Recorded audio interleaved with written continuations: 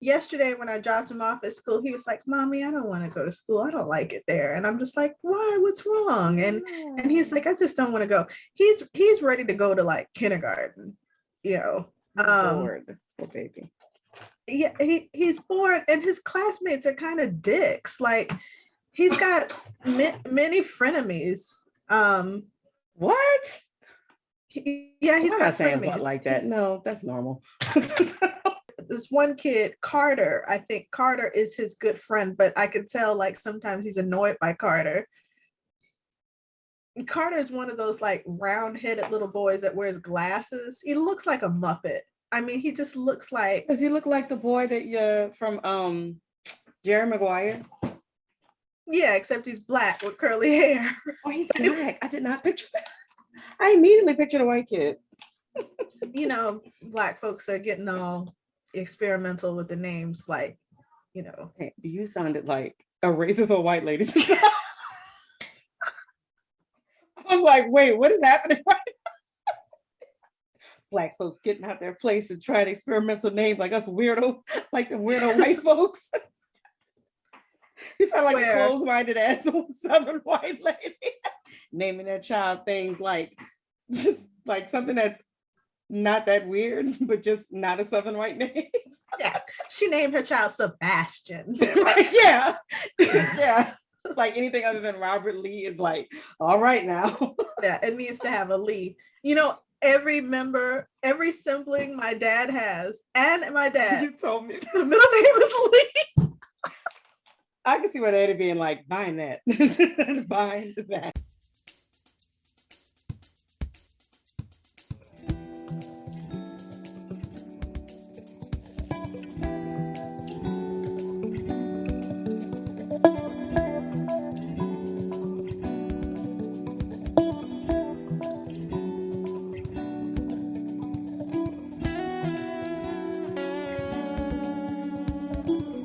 Welcome to Rappin Atlanta. I'm Nita Sharice. And I'm Nikki.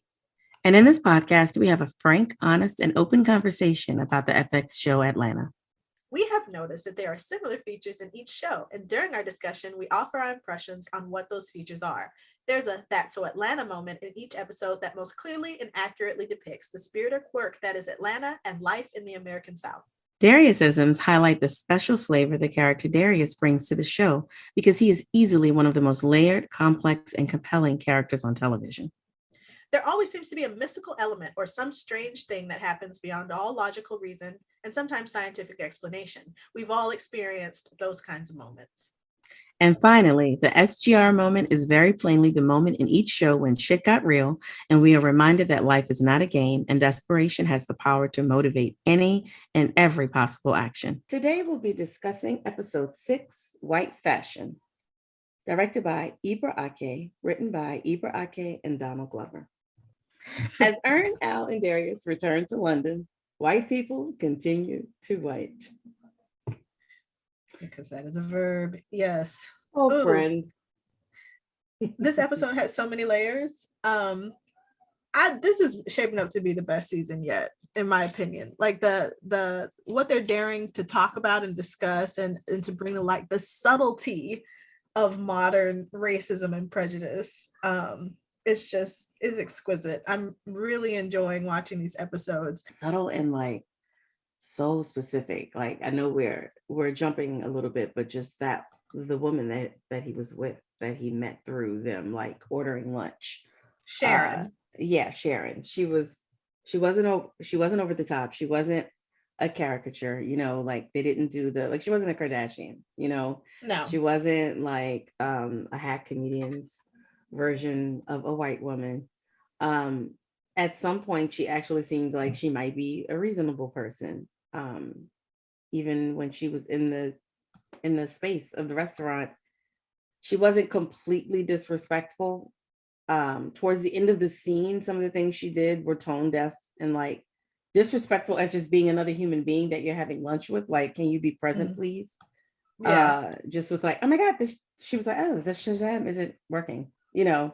And he was just kind of like looking like. And I love how they mentioned Nollywood movies. Like that Sharon Stone movie, that's a real movie. Oh, I'm sure. It looks familiar. It's probably on Netflix though.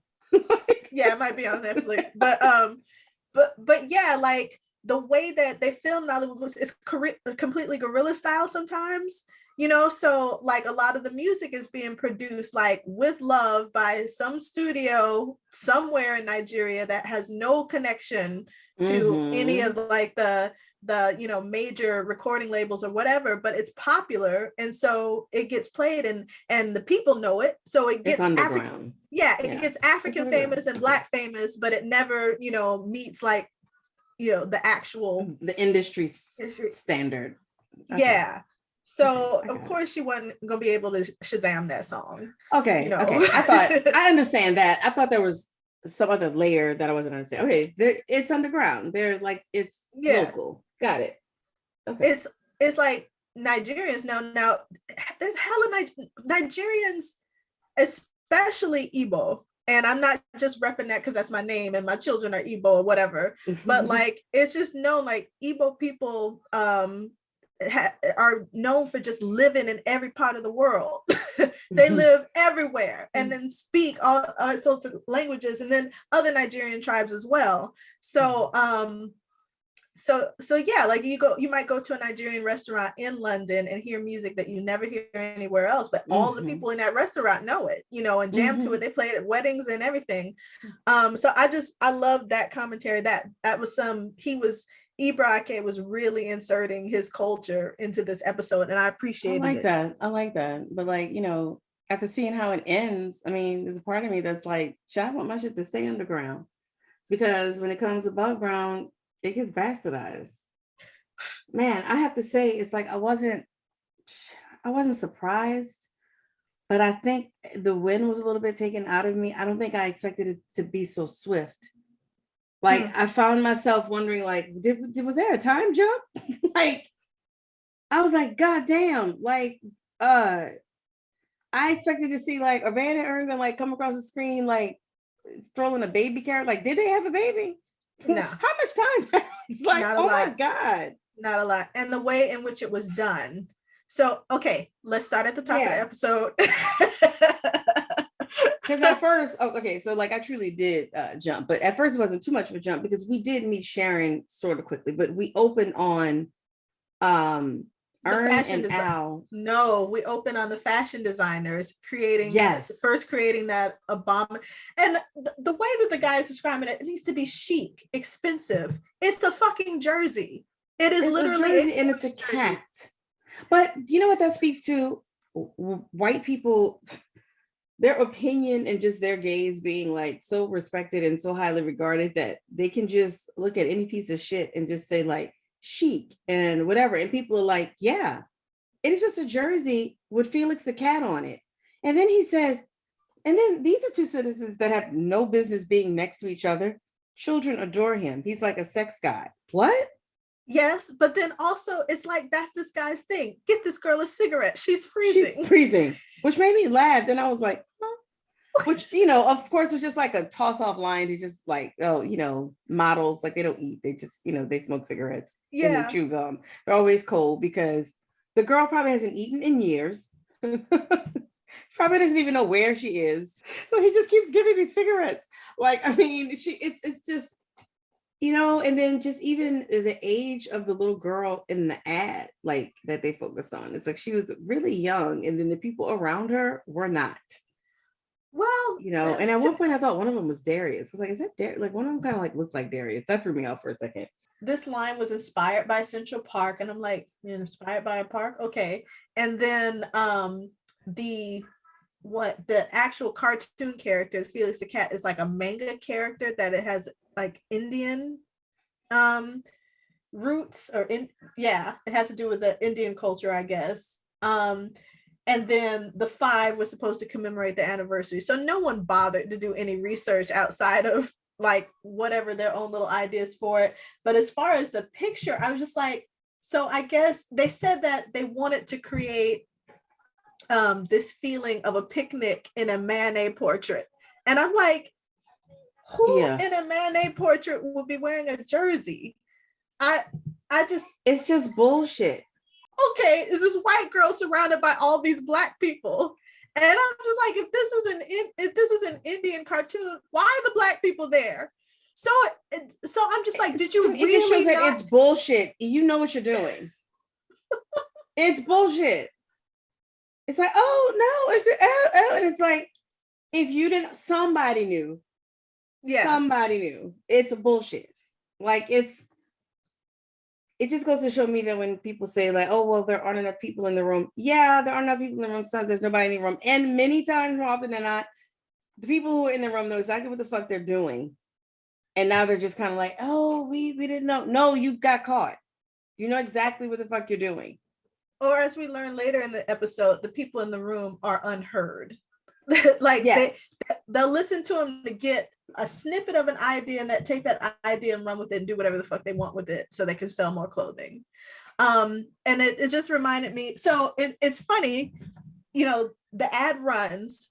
Obviously, the world is just like, you know, and then so they bring in, well, fine, a Negro person who can stand next to us while we apologize and make it look like, you know, we've awakened from the sins we've committed. I found it funny that when Ern is so nicely dressed. Now he is nicely dressed in this scene.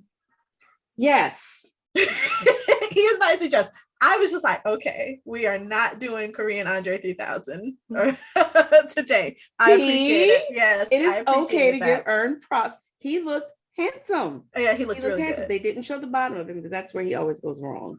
So yeah, he may have still had his Oshkosh Bagosh pants with really tall cuffs. I don't know. They didn't show it, which makes me think that it was probably bad. So I appreciate it that they didn't show, because from what I saw, it was just looked nice, and I was just handsome. like, yes, and the way he like lied about his hotel room, I was like, ooh.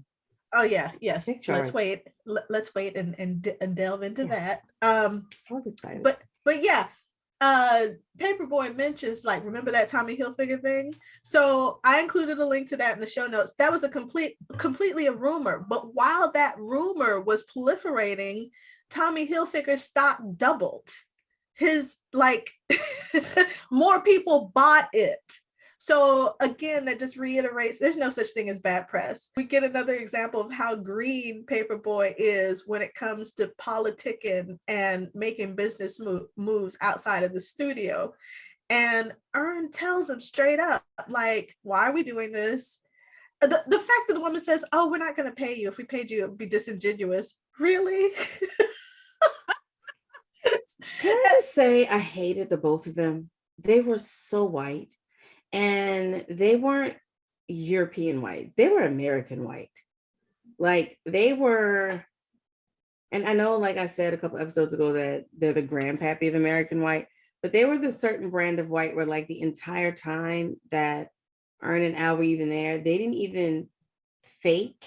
Like, they were faking a little bit, but they were so disgusted. Like, they barely contained their, like, we barely have enough time for this, especially her. Like, you know, like Paperboy like ordered his thing, and it's just like, okay, you know, and that was before like Paperboy started getting, you know, kind of ridiculous with, like, you know, like, I want free clothes, you know, for a year. Like, it's obvious he hadn't even thought it out. He's just like seeing like what he could get, and then the guy would agree, and then so he would like tack on something else. Like, we see what he's doing, but you need to eat shit, so just say yes. But he's just, okay, all right. The woman who I wanted to smack and then wring her body like a towel repeatedly, she's just, okay. I hated her. She just looked like Metairie. And it just irritated the shit out of me the entire time. Like, I hated them so much. She was just dismissive and hateful and little and blonde. And I just wanted to smack them. Like, seriously, like, they just looked like those people like that were on the tennis courts every time Venus and Serena came out. It's just a particular brand of like this is American racism.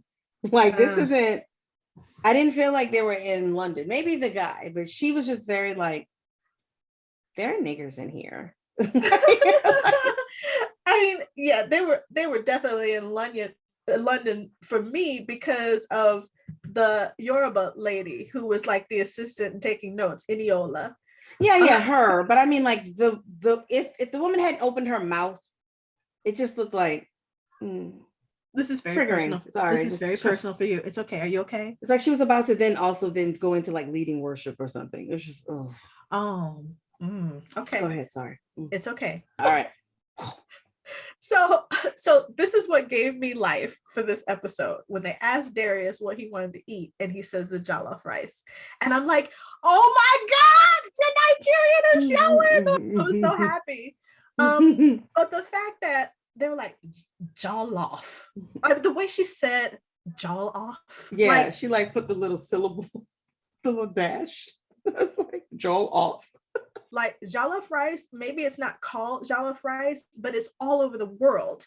Among the Latin community, it's Spanish rice. It's the same thing. In New Orleans, it's jambalaya, or red beans and rice. It's the same thing. In Nigeria, it's jollof rice. I'm sure if I go to another part of the world, and I actually had interviewed this lady who was traveling all over Africa and making the connections on how we eat similar foods. We just call them different things. So one thing, it may be called, this in Kenya, but it's the same thing as in Ghana and Nigeria and in Zaire and in Mozambique. It speaks to how long the diaspora has been in existence, where we're eating we've been eating the same foods for so long, we don't even realize it's the same thing. Yeah, it's as if your taste buds are being scammed by Nigerian prince at a Burna concert.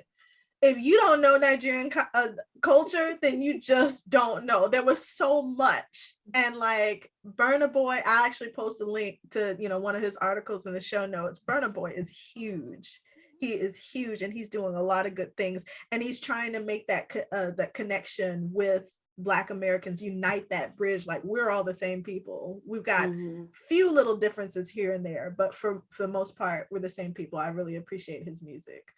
And the fact that he was mentioned. But anyway, so from that, and then Darius tries to take the jersey. Because it's like his reasoning is like, yeah, man, that's why he said no. He is just like a walking opposite day. Like, Darius, how are you thinking? You're like, come on, man. I want to say it. But it was a total different thing. If a Black person is wearing something referencing Central Park 5, then it's kind of like in remembrance that this happened, But if like a white person wears it, it means something totally different. I just immediately thought about H&M. Like, as soon as just because I'm in that frame of mind, I know what I'm watching. And the minute it even just opened and I was like, okay, this is fashion designers, and then he was describing like what it should be, and as soon as I saw the cat, I was like, oh, the coolest monkey in the jungle. It just made me think about that whole thing that happened, except they used like an actual little boy, and then it became a whole thing, and it was like, somebody should have caught that, like that, hey, maybe this wouldn't be, that to me is one of those situations where that sounds like, oh, that was all white people. Because people do, just like when you're joking around, like with your kids, I could even see like British, like I've heard that in like on like a Peppa Pig, where all the characters are like they're animals, like, come on, little monkey, like cheeky monkey. Like I could see them just doing that. And then since it's like, hey, let's not always use white kids in our ads, and doing that and not even thinking about it. That to me, because like, they have to fall all over themselves apologizing. That I see as, yeah, y'all had no one in the room to say, this is where maybe you want to always use a white kid, or don't say monkey. Paperboy is getting fitted for his suit, and that's where Ern says, here's how I would do this. And again, like I'm loving how Ern is shining. He's like, okay, I have been in this world. I know how to operate in it. I know how to maneuver in it. Sit back and listen. And his advice was on point. They are not going to allow you to do the things that you want to do. You have to get your own shit. So the best thing that you could do is be the fly on the wall, listen and absorb, and then go and create your own shit. And then do all the things that you want to do. I don't understand Paperboy's pushback of, well, first of all, Ern was like, why are you wearing all these clothes? What are the streets going to think? I don't give a fuck what the streets think. I shot niggas. Really? Because like, way to remember your base, Shea Moisture.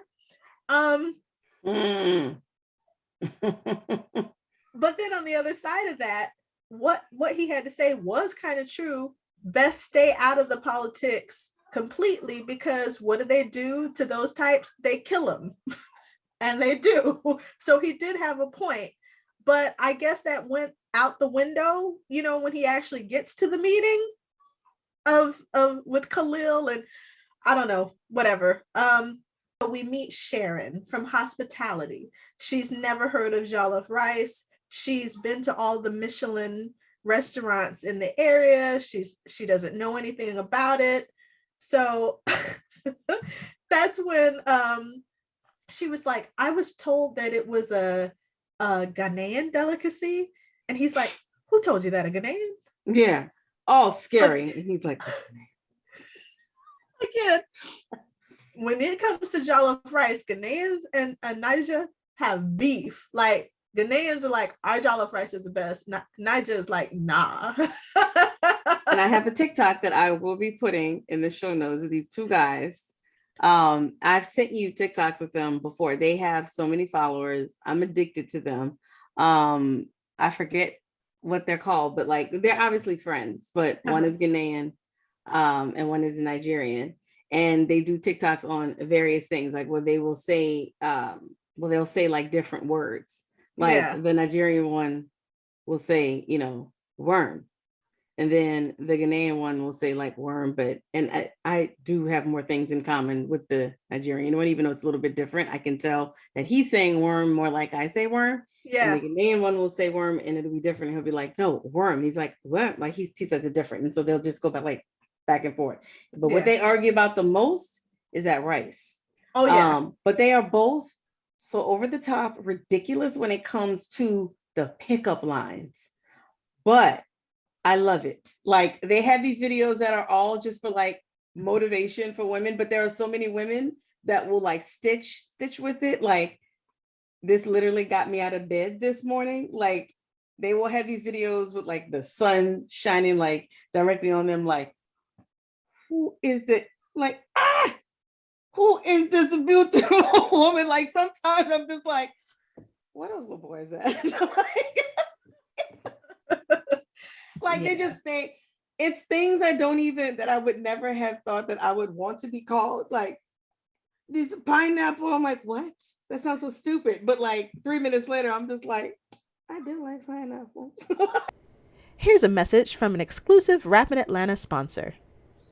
Are you a basic naturalista? Are you unsure of the curl pattern and porosity of your hair? Do you use store-bought products instead of making your own? Then you are basic. If you're gonna rock your natural hair, you need to do it right. Let the professionals over at Know It All Naturalistas get you together. We currently offer 3 packages designed to fix your life. Purchase our introductory Big Chop package, and in no time you'll have a TikTok, Instagram, and vlog dedicated to confidently lecturing other women about their hair. Interested in a more immersive experience? Then you should try the TWA package, where you'll receive everything in the Big Chop package and learn how to make your own wooden earrings, chunky necklaces, and skincare products. And finally, if you want to become a premium naturalista, then the Chunky Twist Out package is calling your name. The Chunky Twist Out package includes everything in the first 2 packages, plus a wardrobe starter kit, where you'll receive your very own military fatigue jacket, kente cloth head wrap, and a My Melanin is Poppin' t-shirt. For more information on all we have to offer, hit us up on all the socials at Know It All Naturals, or call us at 525 that's 525-HMPH. Know It All Naturalistas. There's levels to this shit. She says, hey, let's go over to that restaurant wherever you want to eat this jollof rice. And then they go back to this apology meeting, and we meet Khalil. And initially I hate Khalil, but then I understand where he's coming from afterwards. But like, I've always hated that notion, like, well, you have to pay. What is it? Fashion is pain. Good fashion is pain, or something. Comment he makes. Like, I don't believe in being in pain anymore. And it immediately reminded me of when Patti LaBelle was on Wendy Williams, and she came tipping out in them heels that clearly hurt her feet. You could tell she was just like, the price, you don't know the price that we paid. Like, bitch, nobody is asking you to wear them shoes and like torture yourself.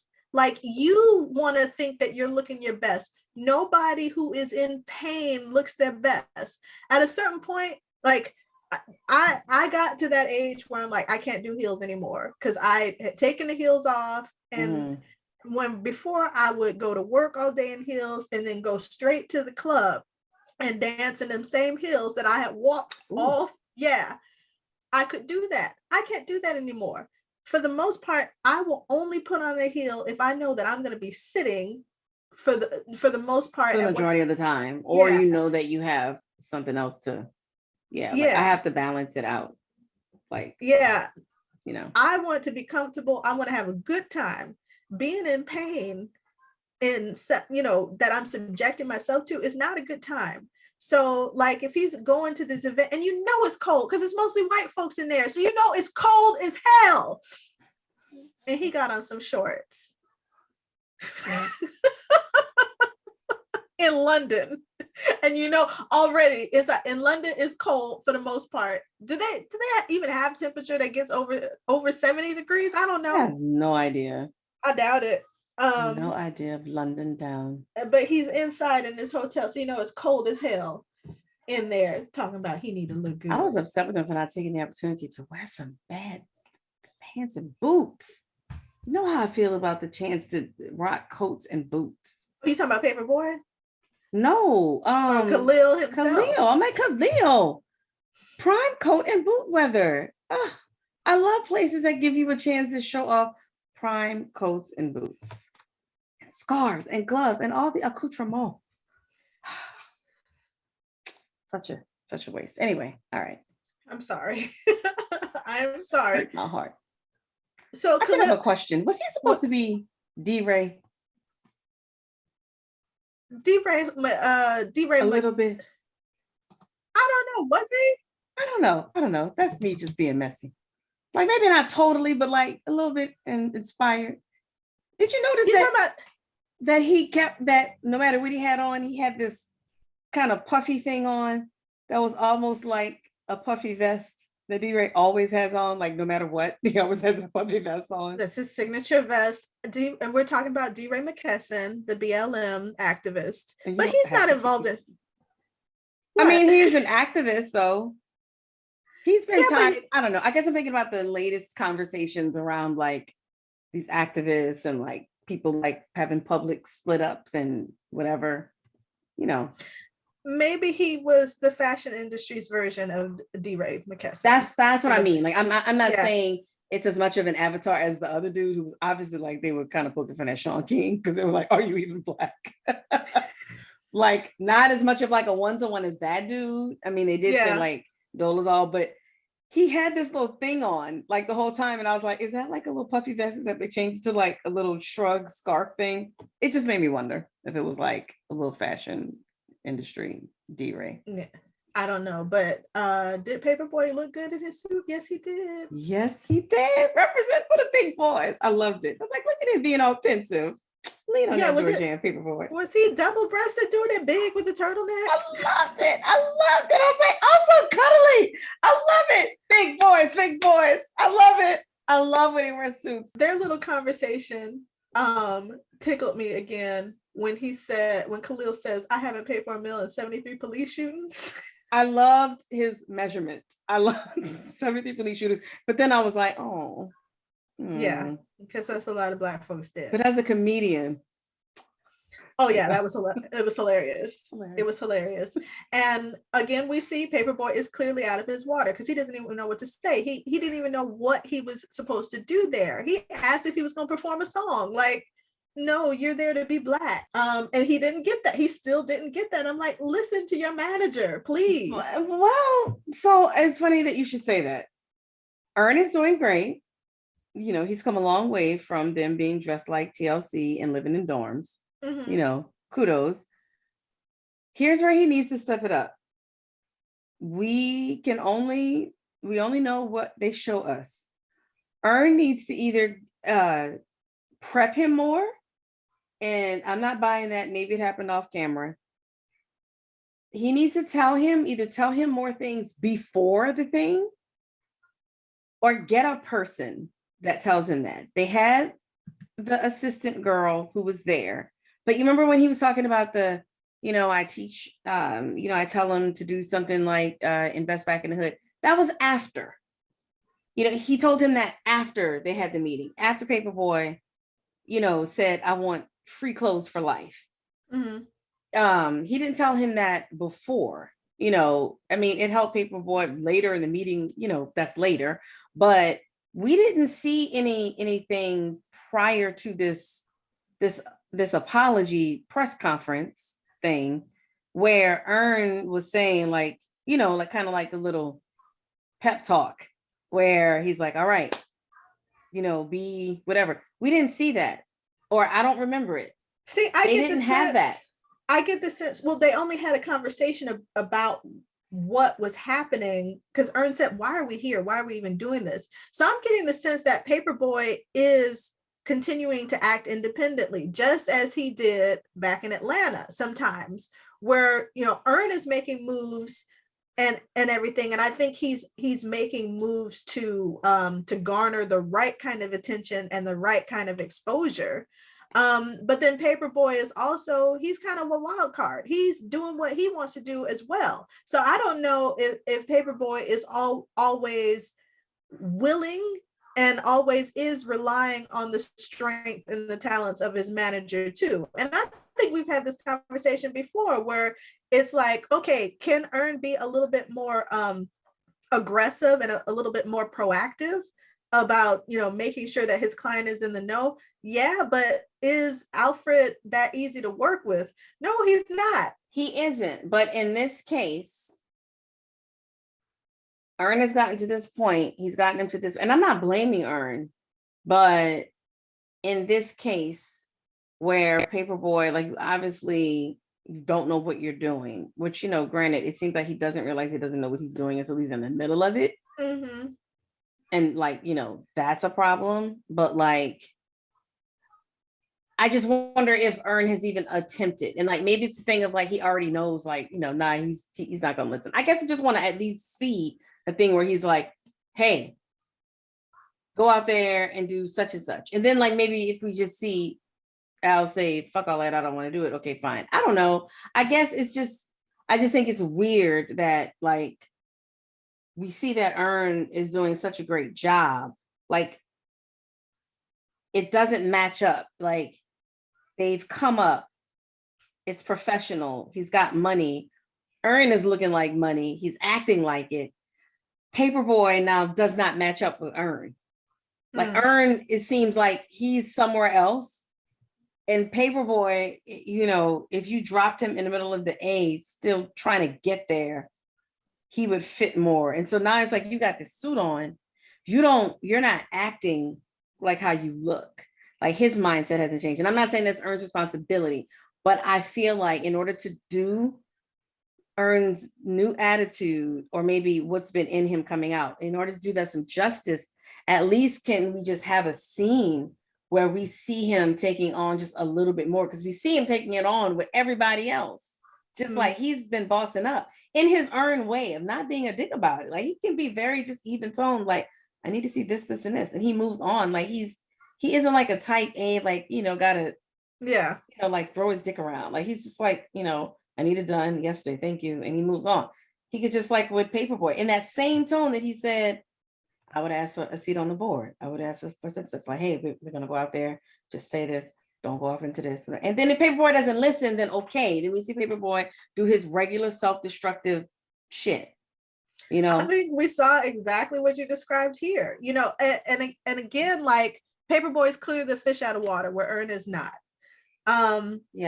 But Paperboy is a difficult client, and you and I both understand what dealing with difficult clients are like, because you can give them your best advice, you can give them your best guidance, but it's the client that ultimately makes the decision. It's like I already gave you what you needed to do and you went and messed it up. Now you want more of my help? Like it's like, take the advice.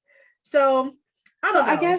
I guess what I'm saying, I mean, I know he counseled him about how he should have conducted himself when they had to sit down about like what the fashion designer was going to do. But I guess what I was looking for was what he should do for that press conference. I did not see that.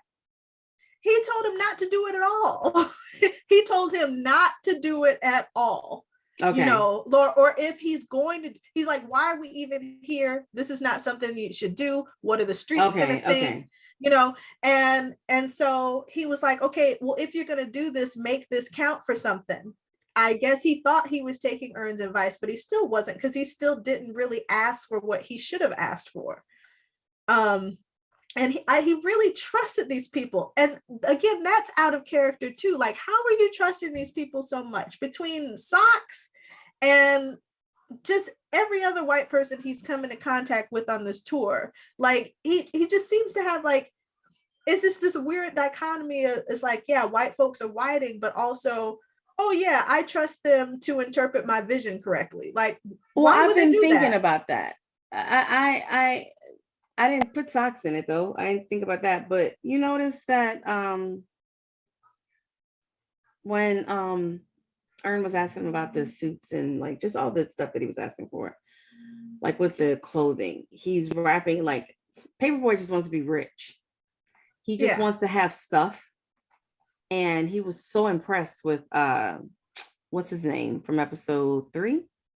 Nando. Like Nando, the rich guy who he beat out of his money. Oh, yes. Was it Fernando? Yeah, the old man in the tree. Yes, he was so impressed, like with the house, with the way the house was camouflaged, with just like with his whole setup. Like, remember how he was like, man, that's tight. Oh my God, that's tight. While actively making fun of Ern for telling him to diversify, which is how you get to that kind of wealth. There's rich, and then there's like wealthy, and then there's even like super wealthy. Like there's different things. So he doesn't even understand that. And so I think you just kind of made me understand why he's trusting Socks, I guess, because they met Socks at that house. And it seems to me that he's equating this like, oh, I'm accepted in Europe. It's like a higher level of crossing over, because like Europe is like, I don't know, that means like you really made it because it's the world or it's old or something, or like this is like I've unlocked this other level maybe. And so he's equating these like, oh, I'm getting these clothes from this fashion designer. You know, that's so stupid. Clothes are not, it's not holding any kind of value that it's appreciating. You are not going to be able to take this ugly ass jersey with Felix the cat on it and do anything with this years from now. But he's seeing that as valuable as like what Ern is telling him to do. Like what he sees Ern doing is like, oh, you're just talking that shit and like you're talking like a white boy, and it seems boring. It's the unsexy side, but it is the side that's going to keep you relevant as far as eating and your children eating, if you decide to do that, and your descendants and your parents, like the real wealth. Like maybe people won't be able to point out who you are years from now, but you won't be living in a townhouse, you know, playing games, you know, scamming and doing like low-level identity theft, just stupid shit. Or die broke the way so many of like the most highly paid Black entertainers throughout history have. Just, I mean, I could name so many, from Stepin Fetchit to freaking Bojangles. Geniuses. Yes, you know, known for creating dance styles and musical styles and comedy and everything that people still use today, and died poor, you know, from just living high on the hog, just presenting themselves like they had wealth, but not actually really gaining the wealth. While other people gain the actual wealth from their thing. Exactly. You know, I posted an article, Tommy Hilfiger. If you get a chance to read it, because the Tommy Hilfiger racism scandal, it was made up. It was not absolutely true. But the other thing that I found interesting about his history was that all of these rap artists or hip hop artists, from Aaliyah to Snoop Doggy Dogg or whatever, he had sense enough to send them a whole bunch of free clothing, and they were his human billboards. And so I'm just like, Paperboy, is this what you want to be? Because you're pretty much trying to be the billboard from them. Are you going to get any wealth out of wearing their clothes? So what, you got it for free, but what does it give you besides street cred or you being the best dressed for about 5 minutes? That's it. You know, it's not lasting. As you said, it's not as valuable as you think it is. You're thinking small. And I think he foolishly, I truly think that right now he foolishly thinks that it will. Like, I think that right now he thinks that is the same thing. Like, I don't know if he's thinking that like it's going to be this way forever. Like, I'm gonna wear these things and it's gonna lead to something else, or like maybe he's not even thinking. Maybe he's not even thinking about the future. He's just thinking about like right now, like this is gonna solidify. I think I would respect him more if he was at least thinking me doing this is going to lead to something else. Like, if he was at least thinking I look good in this stuff and maybe I can like get a sponsorship deal, like at least try to think about some other ways to get money, because real talk, he's not like the best lyricist. Like, I mean, he raps like every black dude can rap. Like, if you can talk and stay on beat, like there's nothing about how he sounds that's like, oh my God, it's something about the way, you know, his voice just, you know, glides over them words. It's like, you sound like anybody can, not anybody, but like any one of us can. He sounds like Jamie Foxx could put out a song about him that sounds exactly like him. It's just, I would have more respect for him because I'm looking at the scene now where, he's wearing the suit. Like, oh yeah, he looks good. He looks really, really good. I really do like big men. I know you do. Yeah. If he was getting out of a truck in that suit, that would be it. Yeah. That would be like, yeah, you fall over. You go all LL Cool J fangirl on him. I already know. Not anymore. Okay, yeah, I know you've moved on, but I'm just talking about that behavior. It was alarming to me while it was happening, but that's okay. You're still my friend. I love you. I didn't realize it was alarming. So I had to remind you what you used to do anytime LL Cool J song came on. I'm like, okay. Really?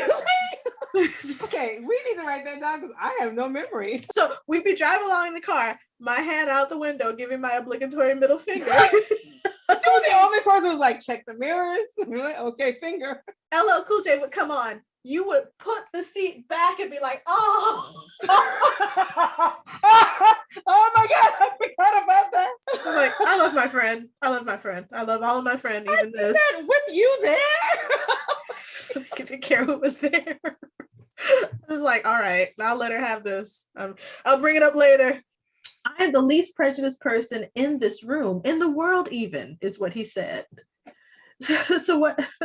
So then, you know, Paperboy meanwhile is like, so what do I do now? Perform a couple of songs? Like, why would you hop up and perform a couple of songs after this dude finished talking all this bullshit? Paperboy. It's like that has nothing to do with the theme. Oh, then the reporter asks us like, okay, so is racism over now? And Paperboy is like, fuck no, it's not over. But why he starts saying like, he starts talking about the porn industry at that moment. And I'm like, what? Thank God Khalil cut in and said that bullshit that he said, we believe racism is going to end in 2024. Yes. I remember when they showed, because by the way, I hate their trailers for the next episodes. It gives you nothing. They troll you like Mad Men used to troll you. Yeah. Mad Men would literally show you like the nape of someone's neck and then somebody's earlobe, and it'd be like, yeah, that's what's happening next time. And fuck you, Mad Men. Just don't show us anything. When the Jeeves looking dude stood up and said, he says, we're investigating ourselves internally. He says, and now I proudly see our panel of experts. Experts on what? I guess they were experts on being Black and having their feelings hurt. This is just an exercise in just putting a lot of words together. Like, none of this means anything. None of this means anything. And no one's checking. Because this is all just an exercise. It's really stood out to me at the end of this episode, but even here, there's not a Black woman sitting on their panel of experts. Right. Like not even the woman who was at the table later. Eniola or Rose. No, they had Rose come up. Rose was singing. She sang Amazing Grace. Now that stood out to me because Amazing Grace I hate how Black people sing this song so much, and they will just really adopt those lyrics as if they're your own and your personal. A wretch like me. Yes. No, honey. The song was written by a slave trader. Yeah, by a slave trader. He was the true wretch. None of us are wretches unless we choose to be. This song is not meant for us to sing. It's not our song. Yeah, this might be the next big issue. Because for a moment until you just said that, I forgot. It hadn't been an issue because, you know, we all know I haven't really been churching, so it hasn't really been an issue at all. That's gonna hurt a lot of folks. Like, they don't think of it in that way. But viewing things through this lens, it's like, yeah, I don't think I have even the urge to sing that song. It is the kind of song that you want to sing, especially if you can sing. Yeah. It's a nice, good show-offy one. Like, it is a good one. It is the greens and cornbred of Black gospel. Is the gospel, and I am telling you. Yeah. It's like, oh, if you can sing, like if you can sing Amazing Grace. Because if somebody can't sing, it's like, oh no, can I do Jesus Loves Me? No, that's kind of showy too. You can turn Jesus Loves Me from simple child song into and I am telling you easily. You know what? Let's just be real. Black people can turn anything into and I'm telling you. Yeah. So. And I am, because what I'm about to go lay down. I want to lay down. That TikTok, yes. That actually is a silly song. That. No, I'm about to go lay down. I'm about to go lay down. Or no. I'm getting the melody mixed up. This woman, she posted TikTok. She was just tired. She had a long day at work and she was just singing about laying down. And then from there, folks harmonized. It was beautiful. I watched all of my God, yes, I love us. Yes, I watched all the harmonization just tearfully, like, we're so beautiful. Just about a song about laying down. But we're good at that. The other thing, Black woman present. There's not a Black woman present, but they got 3 different shades of Black man. So I guess that's enough. So then we cut to Sharon Stone Nollywood film. When they showed it, I was just like, oh shit, have I seen this one before? If I haven't seen it before, I've probably seen something like it. And it probably doesn't just have a sequel. It probably has 2 or 3 sequels, because what they will do in Nollywood is film like an 8-hour movie and then break it into like 3 or 4 parts. Yes. It looks super familiar and very random. Because I'm not convinced that in those movies, everybody knows that they're in a movie. I'm like, these people are just at work. Now you're gonna make me want to share they did a documentary about how Nollywood film producing. It is totally guerrilla style. So a lot of those people do not know that they're in the movie, or they're not gonna act like they're in the movie. So like if you have like an outside scene, like B-roll or just you're just showing like a city or whatever, it's funny. To me, all the people look like it just looks like they've just spent like a good amount of time just sucking their teeth in consternation. Like, what is this? This restaurant was so authentic.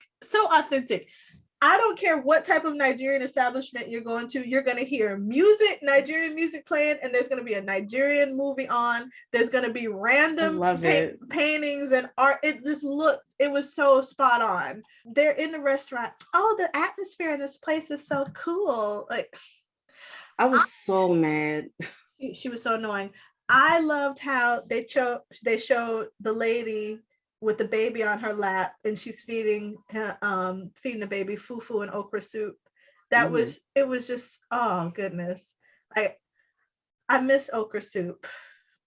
I miss somebody else making it. I have an interesting relationship with okra because I cringed at the long string. I was like, God damn. Yeah, okra. the goo can be disarming and everything. So I saw that and I literally was like, it came up in my, I was like, I was like, oh, okra. But I have a reference because I'm like, it's us. Yeah. Louisiana is so damn West African. Like, I'm seeing that. So that's why I make myself. So I'm so grateful for High on the Hog, because I used to be like, okra, but I am so much more like reverent. Like, I love you, okra. I also love all the ways that I learned to de-slime your ass. Ooh, now you're making me want some fried okra. Okay, so when Mimi comes up, their exchange, so authentic. The way she says, "Oh, your hair is very Igbo." I'm like, she's obviously Yoruba because he's with a white woman and he has blonde hair. That's not something that a lot of Nigerians do unless you're an entertainer. But then when she says, "Oh, your hair is very Igbo." I'm looking at her face. I paused it and she just looks like confused. Yeah, it's such a slight. It's like, is she still going to give him good customer service and relate to him because he's a fellow Nigerian? Sure. And they're outside of Nigeria. Yes. And I experienced that at the international thing. I told you what happened, I think I wrote about it. The guy comes up and is like, yeah, the Igbo always had to do their own thing. And he was talking shit. And she was talking shit about him. But, it's like, okay. But we're a mixed company. I'm going to see you. I'm going to acknowledge you. But if they were like in the country, then like, would she be meaner? Like, would she be more tribal? I think she would probably be more likely to like not really say anything at all, just take the order and keep on going, because tribalism is real. It is real. But outside of the country, she can relate and connect to a fellow countryman, and that's exactly what happened. And that was it was just so well written. I love that. I love that specifically. And then the fact that he ordered moi moi. I miss moi moi. God. I don't know what any of these things are. They're just fun words to say. I think you had moi moi at you might have seen it at the wedding, although you might have eaten. I love moi moi. We find out a little bit more about Darius, the fact he's from River State. So he is Igbo, because River State is in Igbo land, and most of the population that lives in River State is Igbo. So it's 9 times out of 10 he's also Igbo. So he's related to my kids and me, I guess, to a lesser extent. Okay, that's a tangent. Anyway, I love this. Cute. I love Darius. I love Darius. I love this exchange. I love how it was written. The way that she's talking to him reminds me of how people down here ask about like who you people are, like just how like people just ask those questions, just like, oh, who you, and like once they lock in on one thing, then it's like, oh, like the Johnson from here or from here, like just trying to like place where you are. And she didn't really acknowledge the white woman, which I loved. Like she did as far as like, what are you gonna eat? But it was more like, it's not about her. Yeah, and I really love that. Yeah, they were in a safe place and they were treating it like the safe place they are. And then I love how he calls her auntie. Of course he was going to call her auntie, I love that. Yeah, it was just such a beautiful scene. Then they showed the That's baby. so not American. No, it's not. I was pissed when she was like, Niger, what is that? Bitch. When she said that though, so I was anxious. My stomach, I got increasingly more anxious as I watched the scene.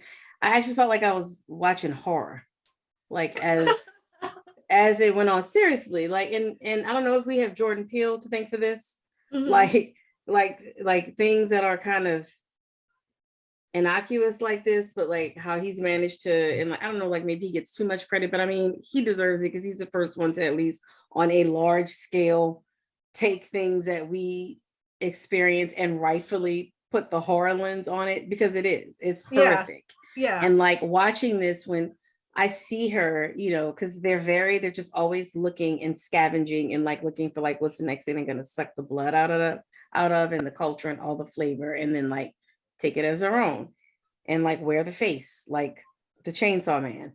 And I see her like looking, and she's like has her phone. I'm like, oh my God, this place is gonna be gone. It's about to be gone.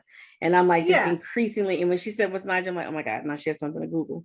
Like, Darius, you stupid. Yeah, fool. she's absorbing everything. She's a succubus.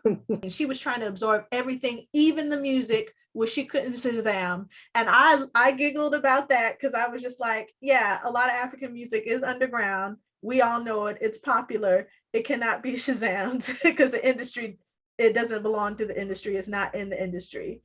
So yeah, this scene was just. I was getting like I was like, oh God, This woman she's gonna lose her place.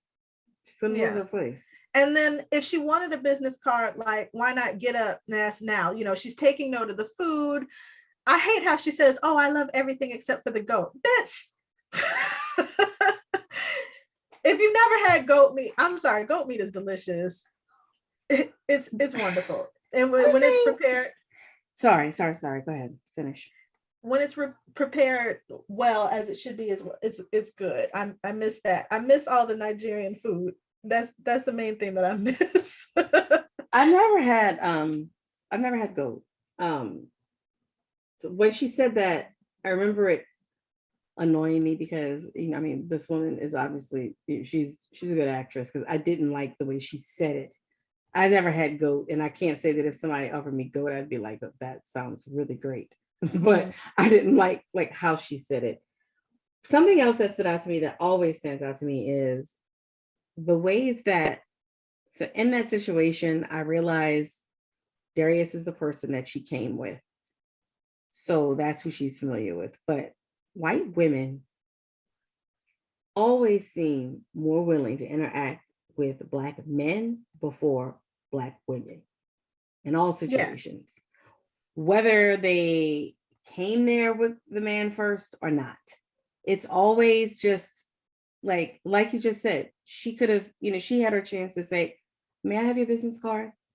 You know, it's like, it just seems like there's just always double dealing, no matter what. Even if that woman's intention, like even if she was a teacher and wasn't even like a venture, whatever it is that she is, like a capitalist, the way that they deal is always just kind of shady. It's always just in this other way. Like, even if she did like want that lady as a caterer, she would have gotten her information through another way and not just asked her. What the fuck is that? It's like, I know what it is, or like, what is it? What is the word? Like, I need somebody to name it. Because mine is going to be like crazy, like plantation patty or something. Like what the fuck? Like, why can't you just go to her and ask her, like, are you going to be acknowledging like that's her fucking place and that you have to go to her? Are you uncomfortable that like it's not your place and like that lady's not working for you? Like, why are you more comfortable with the Black man? Like, you don't think that, like, how come you don't feel like you're above him? It's just weird. It's just weird.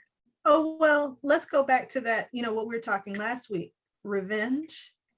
So it may very well have been coming from a place of revenge. They're sitting there having the exchange. It's two people who share the same culture. They exchange and they haven't included her. How did she feel about that at the end of the day? She could feel left out.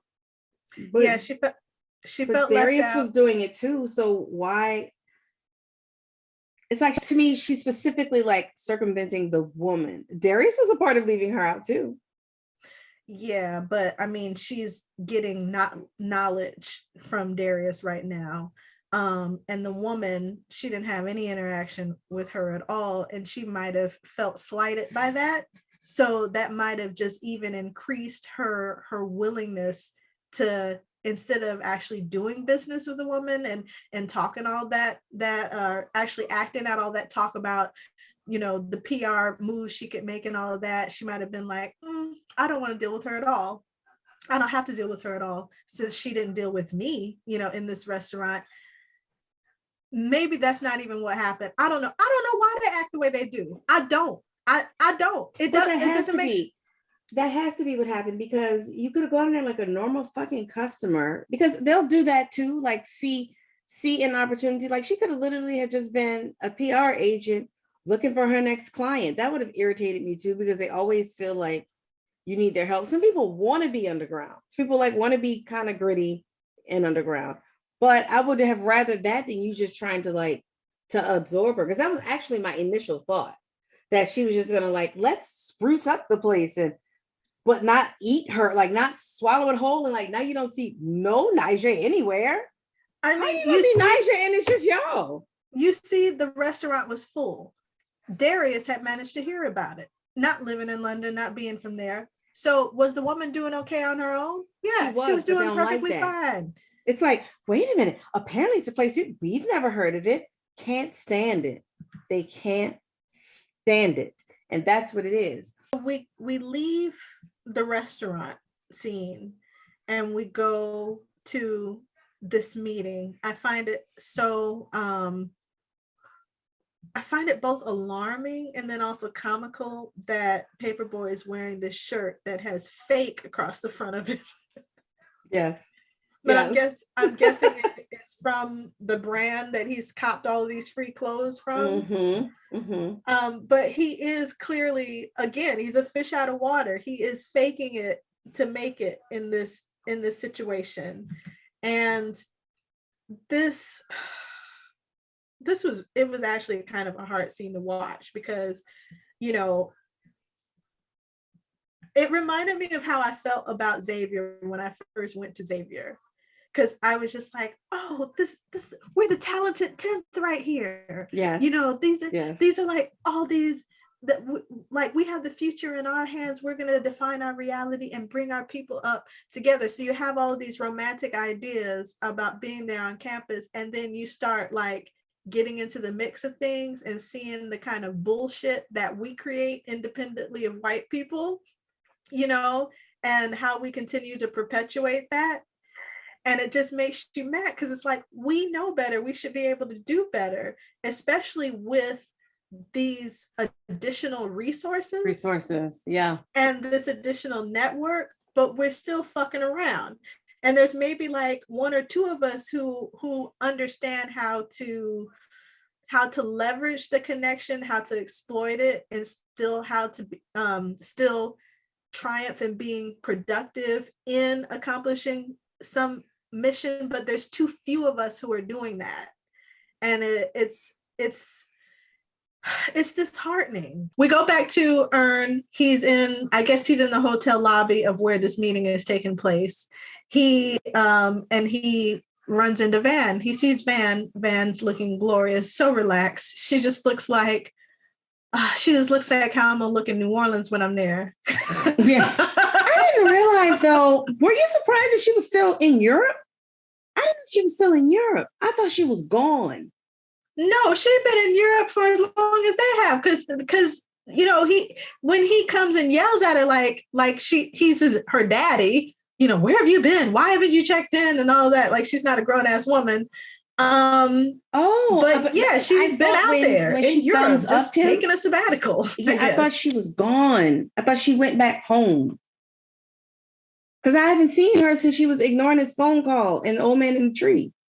No, she's been out there the entire time. Now they've been touring, and she's kind of been half touring with them and like just doing her own thing, you know, which she explained. So she looks great, and she's got money because I guess Earn is giving her money and everything. So I'm like, when in Rome, and she probably been there too. So yeah, like he's all tripping. Do you think she stole that wig? Yes, I'm worried about Van though. Like, real talk is like, yeah, girl, I'm glad you're living your best life. Why are you stealing? You no longer have to pee into condoms. Now you stealing? I am kind of worried about her. But it's like I'm worried about her, but I also just think she's just living as a white woman.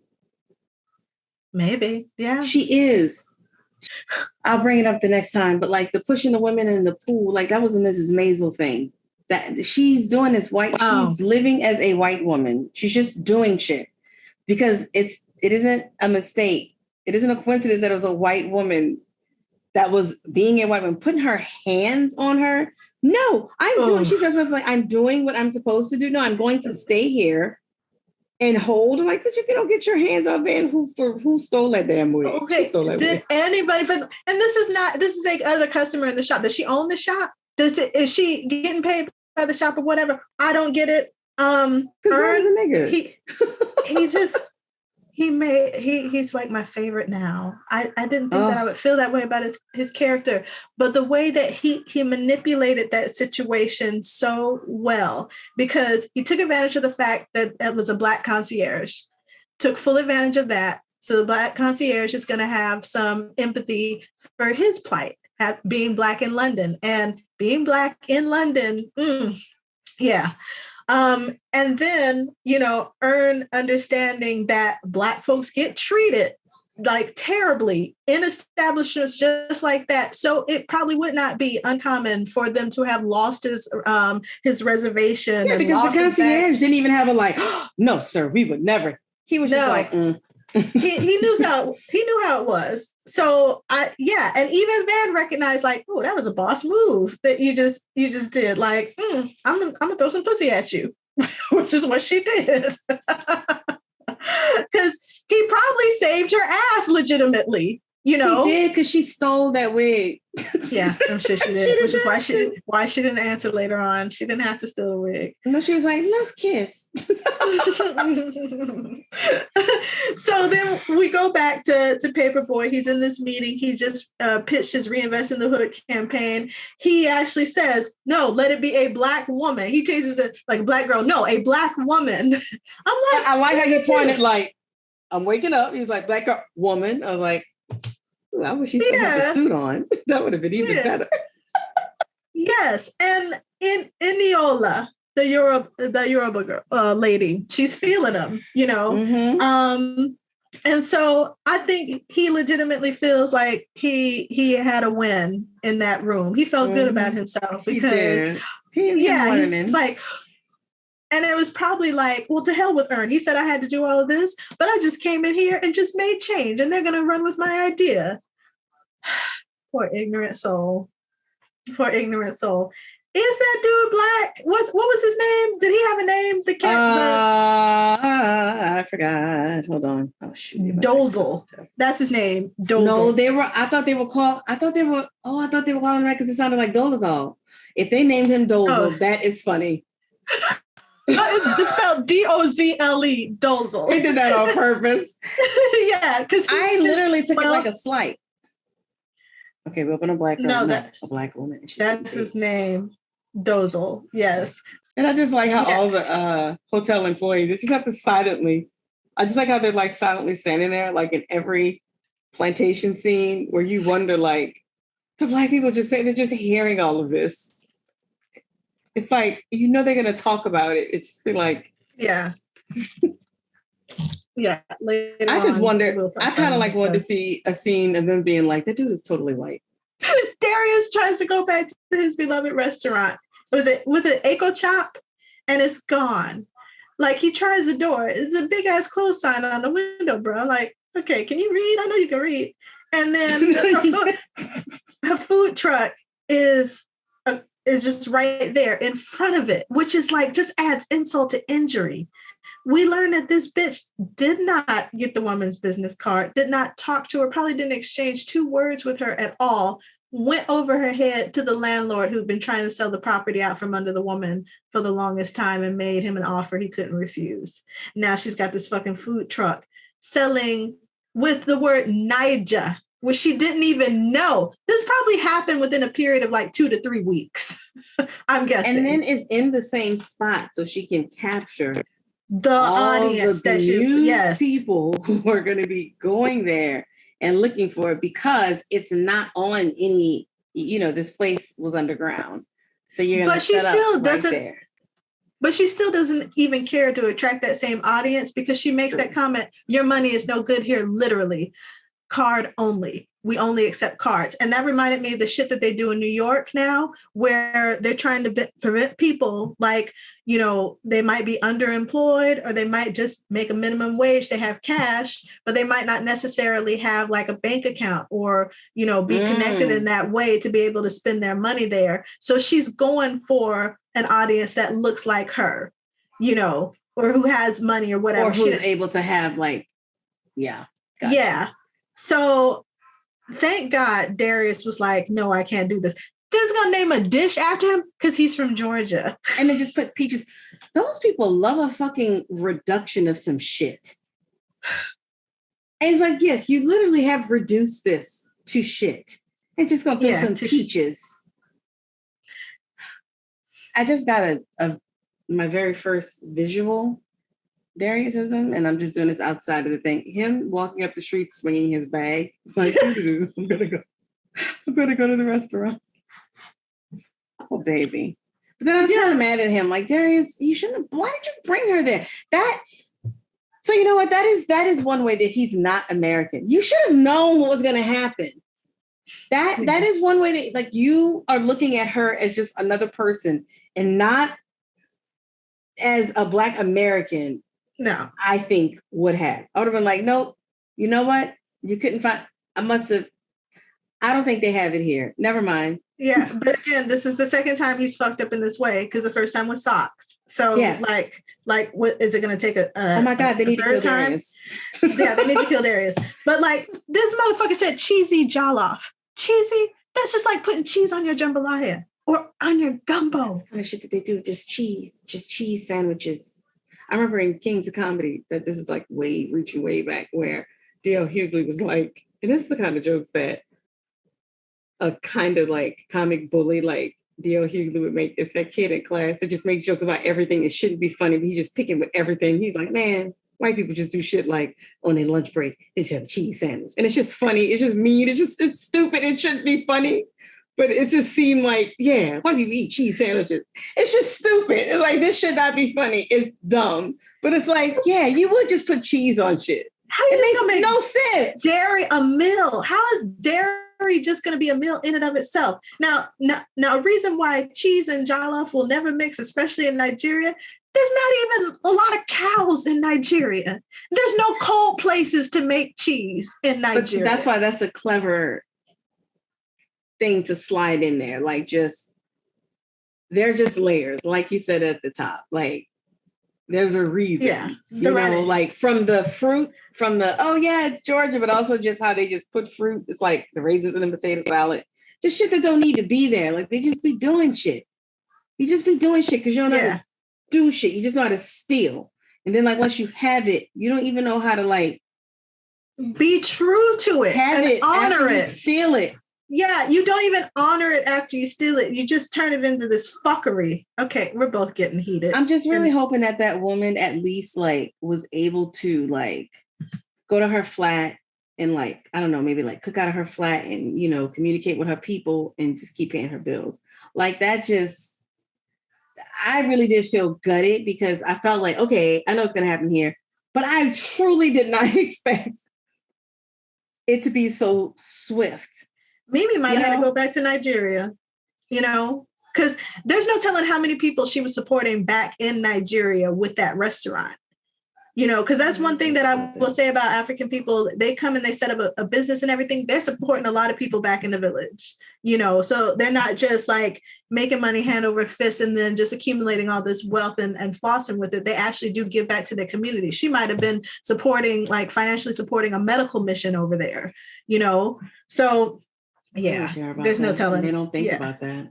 They don't think about that. They just want to take it. She quit her job. And now she runs Niger Bowl. That she didn't even know what the fucking word Niger was. My husband.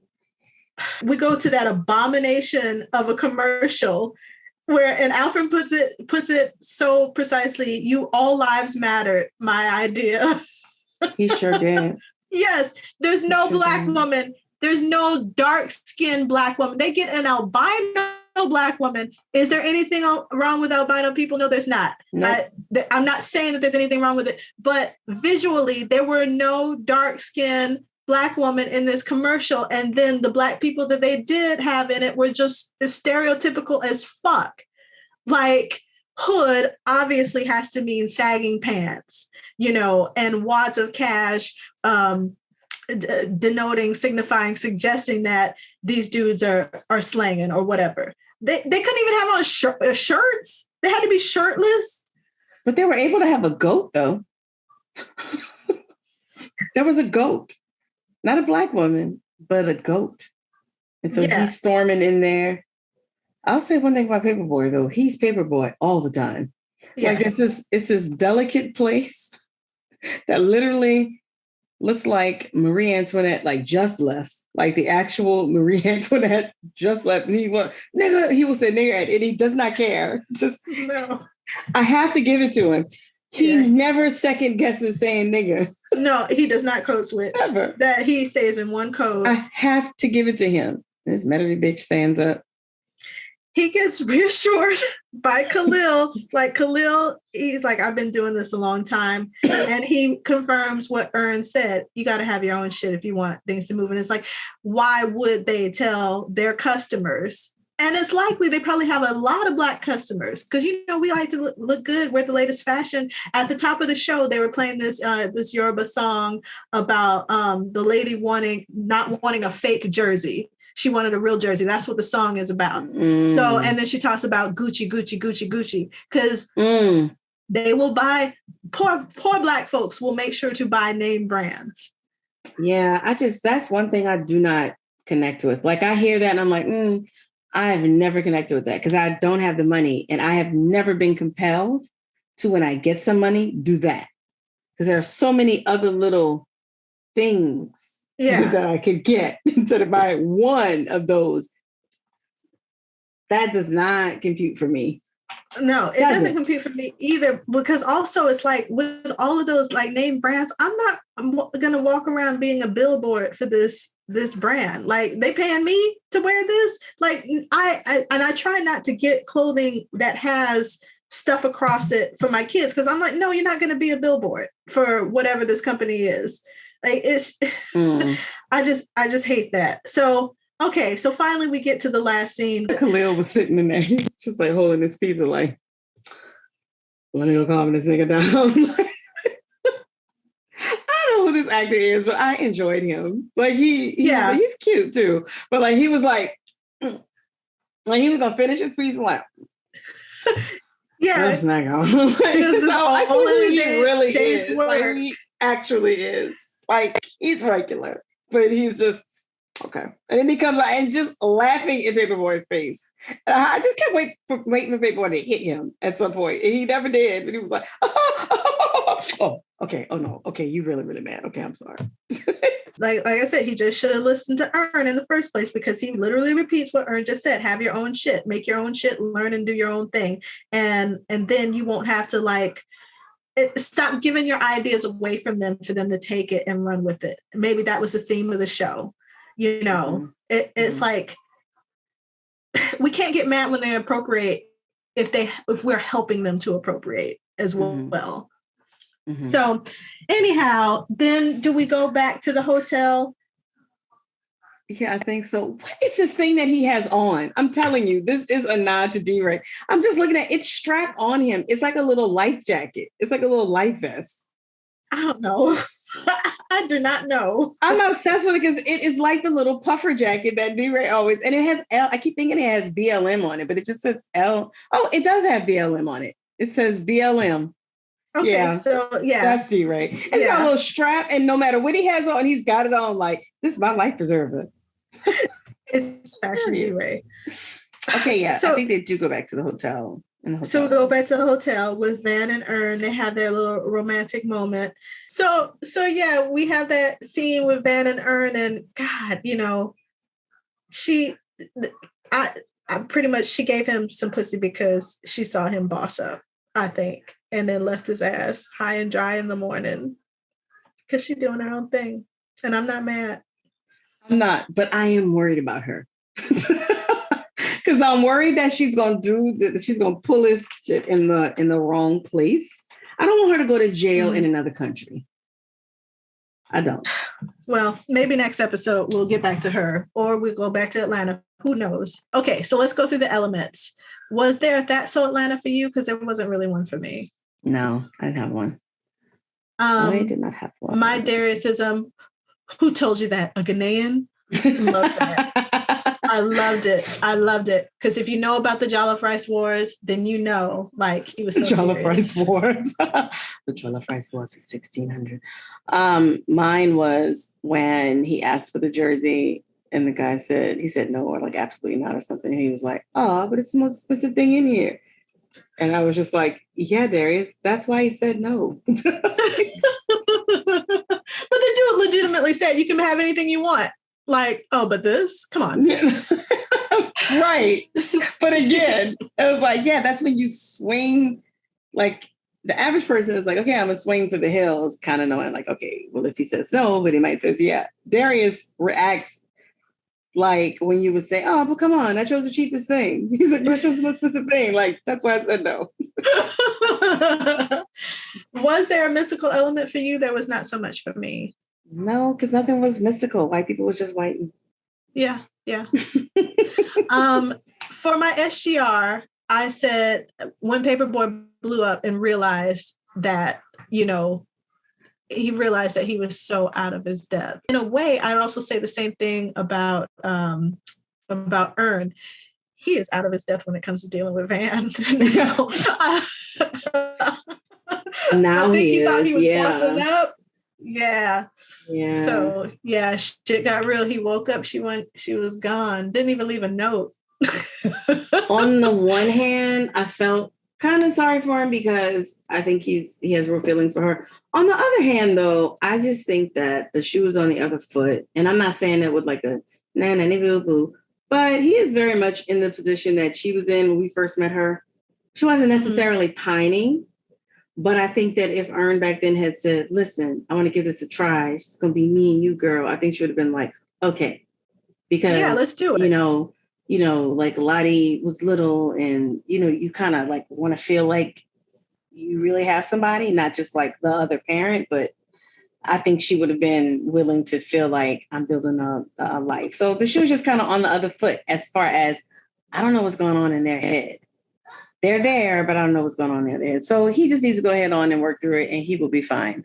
My SGR moment is when Darius realized that the restaurant was gone. And then I think also doubly realized that it was his fault, ultimately. Like maybe it would have happened at some point, but maybe not, because it seems like this restaurant had been there for a while. Because like one could say, oh, it would have happened at some point. But as connected